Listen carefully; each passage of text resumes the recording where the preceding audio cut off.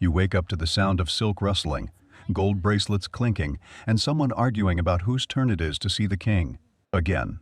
Welcome to the Palace of Solomon, the wisest man Alivor, so everyone keeps saying, usually right before doing something extremely unwise, like marrying hundreds of people and pretending it's all under control. You, unfortunate number 300, are one of his many concubines. Not the first. Not the last. Not even the most memorable.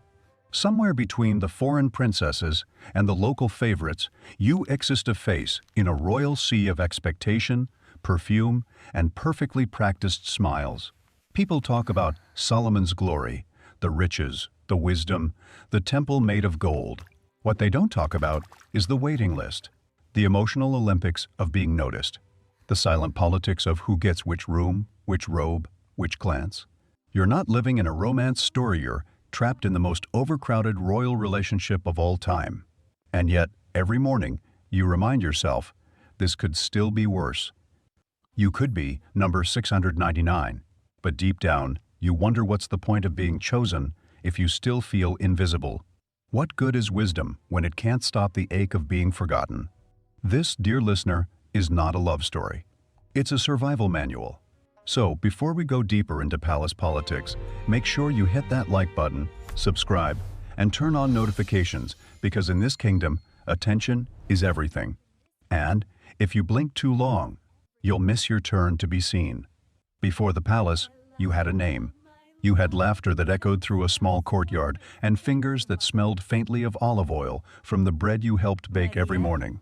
You were ordinary, and that was your greatest piece. Then one day, soldiers came with scrolls and promises. The king seeks new companions, they said, like it was an opportunity, not a verdict. Your parents wept not because they didn't want you to go, but because they knew you wouldn't come back the same. The journey to Jerusalem felt like traveling from sunlight into shadow. The palace gleamed, yes, but it gleamed too brightly light, something that had to hide its cracks with gold. Servants whispered rules before you even unpacked. Don't speak unless spoken to. Smile even when ignored. Never question the king's wisdom. Always appear grateful, especially when you're not. At first, you were curious. You'd heard of Solomon's wisdom since childhood, the man who spoke with birds, who could solve riddles, who made judgments so clever that even the heavens applauded. You thought maybe being near such a man would mean something. Maybe you'd learn something divine. But instead, you learned the art of waiting. You waited to be noticed. You waited for your name to be remembered. You waited for someone to care that you were there and all. In a house of 700 women, silence became your loudest prayer. Sometimes, you'd see him walk past robes heavy with gold, eyes distant like he was solving cosmic puzzles. You'd think, that's the man who wrote songs about love? Because the man you see looks tired, lonely even. Maybe he's trapped too. Maybe the wisest man alive built himself a cage and decorated it with devotion. At night, when the others whispered about who got a glance or a visit, you stayed quiet. You learned not to compete for crumbs of attention. You learned to survive in the spaces between other people's importance. And, when you lay in bed, you'd think of home. Of olive trees and air that didn't smell like incense and jealousy. Of being known not as one of many, but as one. You'd close your eyes and wonder if wisdom was ever meant to make people this lonely. Palace life was a classroom with no chalkboards, only lessons written in side eyes and subtle punishments. You learned fast that in Solomon's court, knowledge wasn't about books. It was about silence, posture, and timing. You were trained by older concubines, veterans of affection and diplomacy. Don't speak unless he asks, they'd say. Don't cry, it ruins the makeup. And whatever happens, always call him wise. Wisdom, you realized, wasn't just Solomon's branded, was the entire kingdom's marketing campaign. Everyone sold it. Everyone worshipped it. But behind the curtains, the palace was chaos dressed in gold. Every week brought new arrivals. Princesses from faraway lands, merchants' daughters, women promised in exchange for peace treaties. You started recognizing the same look in their eyes, the dazed mix of fear, awe, and disappointment. Each one thought she was special. Each one learned the truth. And what was the truth? that Solomon's wisdom had turned into burden. The man who once judged between mothers and built a temple for God now wrestled with politics, alliances, and loneliness. The empire demanded loyalty, and loyalty demanded bodies, yours included. Still, you played your part. You smiled at banquets. You danced when musicians played. You pretended you didn't notice the sadness in Solomon's eyes when the laughter faded. Because in the palace, pretending was survival. Sometimes he'd visit the garden at night, muttering to himself verses, maybe, or questions for the heavens. Once, you dared to speak to him. You said, "Do you ever get tired of knowing everything?" He looked at you, really looked at you, and said, "Knowing is the curse of caring." Then he walked away. That night, you couldn't sleep. Not because of his words, but because you saw something no one else did. Solomon wasn't just wise, he was weary. His heart was full of kingdoms, but empty of rest. Your education continued. You learned the difference between truth and diplomacy, between comfort and peace. You learned that power and happiness rarely share a table. And above all, you learned that love, when multiplied by hundreds, becomes mathematics, not emotion. The palace has a rhythm, and you've learned to move with it. Feast, prayer, performance, silence, repeat. It's a kingdom powered by routine, and you number 300 are just another cog in its gilded machinery. Then one day, the balance shifts. A new arrival. She's young, glowing, from a faraway land. She speaks with an accent that makes everything she says sound like a poem. Everyone notices her, including him. Especially him. You tell yourself, you're fine. You're not jealous. You're mature. You're enlightened. But then you see her walking with him in the garden where you once dared to speak, and suddenly wisdom feels like a punishment. The whispers begin. She's his new favorite, someone says. She's inspired another song. Another adds, "Did you see the way he smiled at her?" And you realize that love in this place is like rain in the desert. It only falls where it wants to, and never where it's needed most. You could confront her. You could sulk. You could even pray. But what's the point? You know how this ends. The palace will cheer for her today and mourn her absence tomorrow. That's the cycle. Hear a door. Forget. Replace. Repeat. Still, something in you cracks. You stop trying to be invisible. You start watching Solomon with clearer eyes, not as a man to please, but as a man to study. You see his indecision, his exhaustion, the way he gazes at the temple he built as if it holds a truth he's lost. One night, there's a commotion. Two women fight outside his chamber, both claiming to have been promised something, a gift, a word, a moment.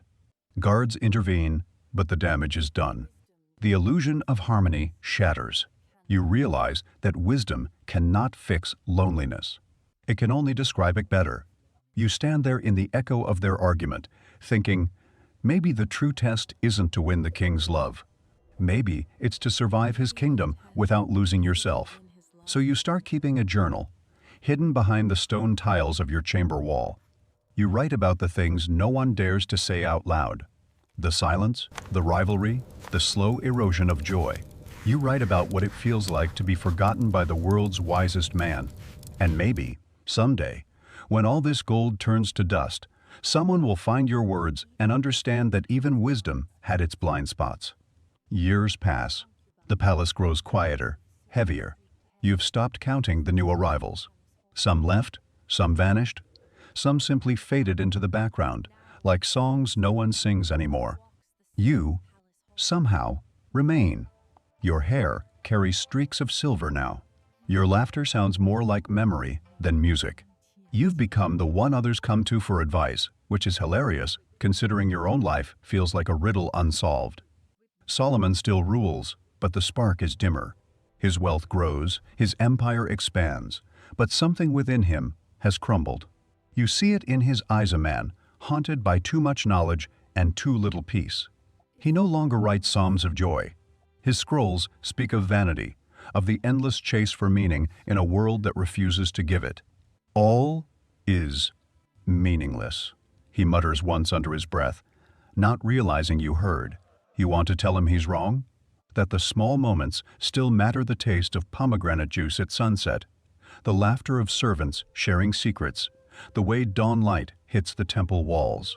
But you stay silent, because you've learned that even the wisest man cannot be convinced by words he isn't ready to hear. You still catch his gaze sometimes, brief and uncertain, as if he recognizes you from a dream he can't place. But he never speaks. You've become part of the palace furniture, a reminder of what once was, not what could be.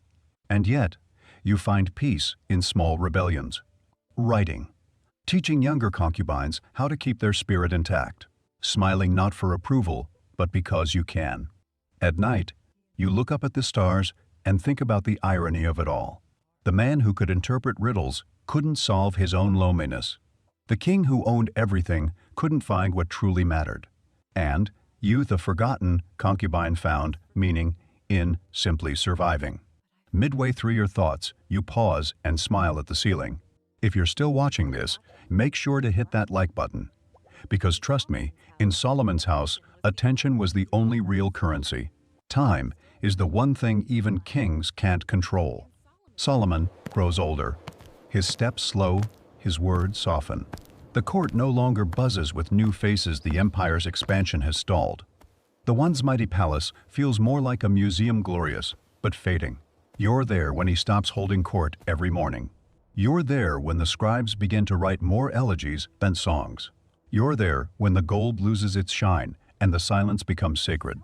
One evening, you're summoned. It's been used decades, maybe since he last spoke your name. You half expect it to be a mistake. But when you enter the chamber, he's there, sitting by the window, watching the sunset. He looks smaller now. The man who once held nations in his gaze now seems held by the weight of his own regrets. You were number 300, he says quietly. You blink. You remember? He nods, a faint smile playing at his lips. I remember everything. That's the problem. You don't know what to say. Part of you wants to laugh, part of you wants to cry. After all these years, the world's wisest man has finally admitted the one thing he never could. Wisdom doesn't heal. It only explains the pain better. He gestures toward the window. I thought wisdom would give me peace. Instead, it gave me claritand. Clarity can be cruel. You sit beside him. For a long time, neither of you speak. The city hums beyond the walls.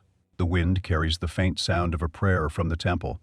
Then he says something that stays with you forever.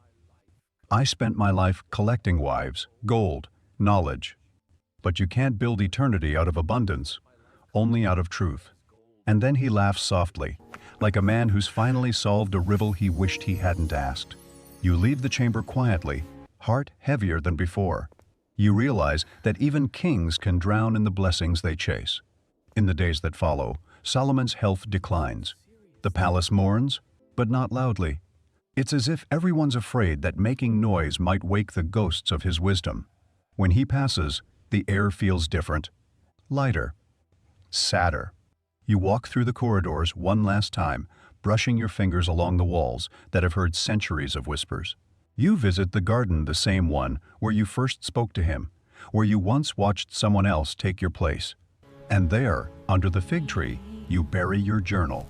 Not as a record of pain, but as a message to whoever finds it next. You are more than your number. You are more than your waiting. Years later, people will still talk about Solomon's wisdom, his wealth, his wives, but they won't know your name. And somehow, that's okay. Because you've learned that anonymity can be its own kind of freedom. You survived history's strangest love story not by being remembered, but by remembering yourself. So if you're still here, listening, take this as your final lesson. Even the wisest fall. Even the chosen get lost. And even the forgotten can find peace. Now, go ahead, subscribe, leave a comment, and tell me what you think.